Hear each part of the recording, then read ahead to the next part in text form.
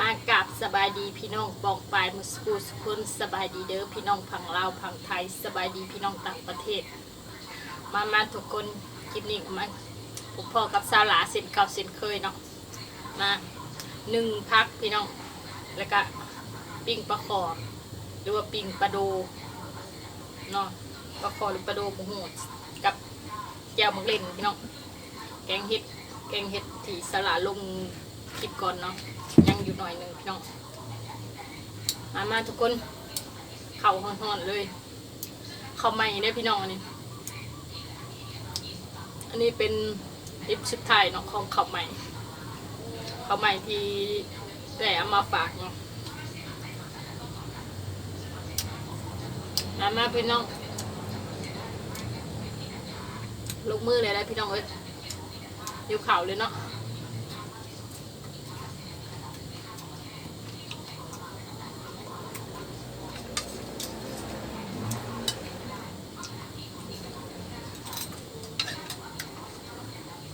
สบายดีเด้อทุกคนสบายดีเด้อ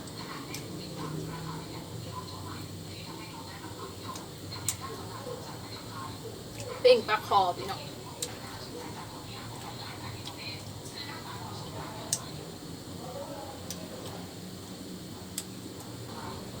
มากินข้าวน้ำเจ้าหลาดทุกคนพักนี่ผักดอกแคพร้อมพี่น้องแล้วก็ผักบุ้งใบฉลาผักบุ้งพี่น้องดอกแคพวกมีไผ่แคแต่ฉลาแคกินดอกแคนะพี่น้อง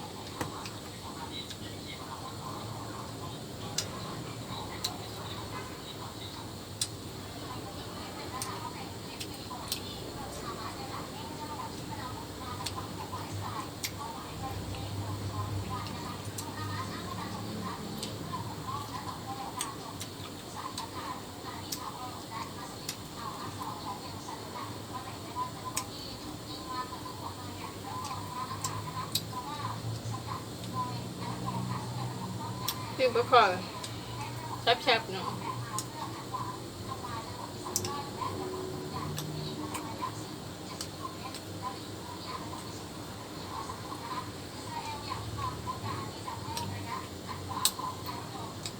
แบบไลฟ์เนาะ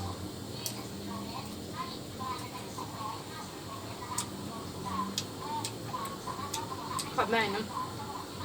ม่านห่อนเลยพี่น้องเอ้ยแซ่บ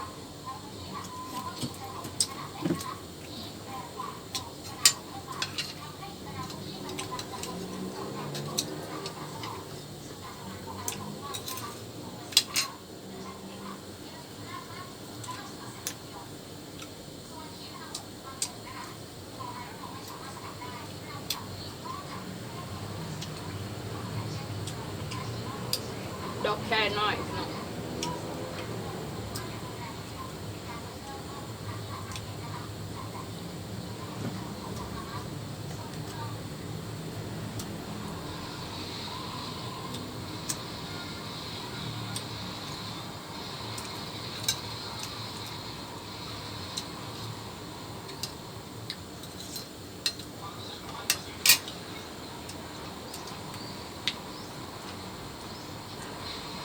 สบายดีแล้วทุกคนสบายดีเด้อ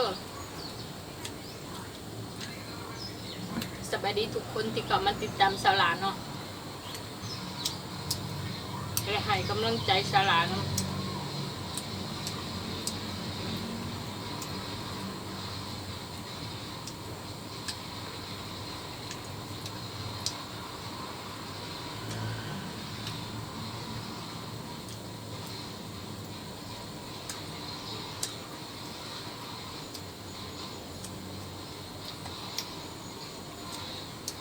สลัดได้กินข้าวใหม่เลยพี่น้องเลย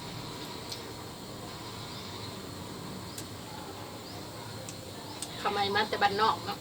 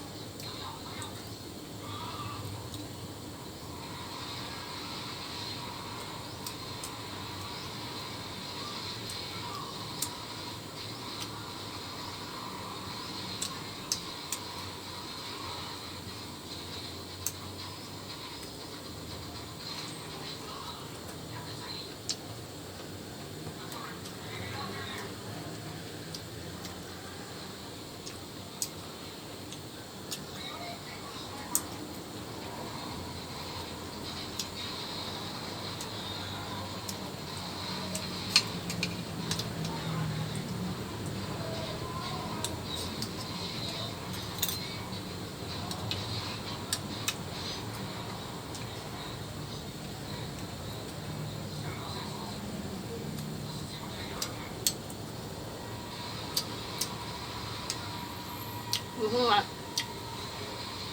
สตักทายกับพี่น้องจังใดเนาะก็ว่ากินคนเดียวมึง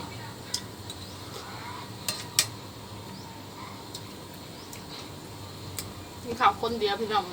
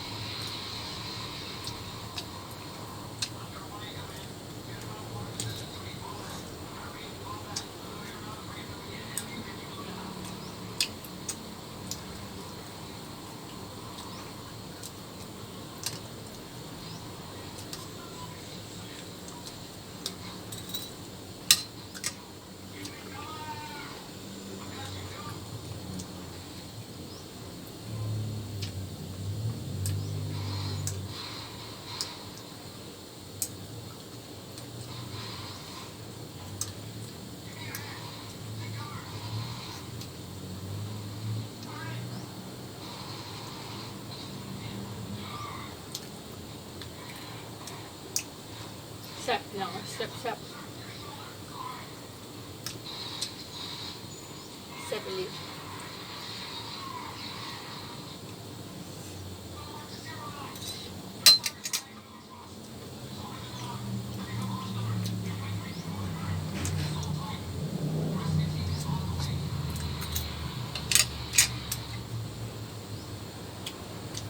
อันนั้นทุกคนมาในสาระกันจะได้จบคลิปเพียงเท่านี้เนาะก็อย่าลืมกดไลค์กดแชร์กดติดตามกดซับสไครต์ให้สาระในเด้อทุกคนเพื่อเป็นกำลังใจให้สาระเนาะกับขอบใจเด้อทุกคนที่เข้ามาติดตามสาระทั้งผู้เก่าผู้ใหม่กับขอบใจหลายๆทุกคนที่ให้กำลังใจเนาะก็จบคลิปเพียงเท่านี้เนาะทุกคนบ๊ายบายทุกคน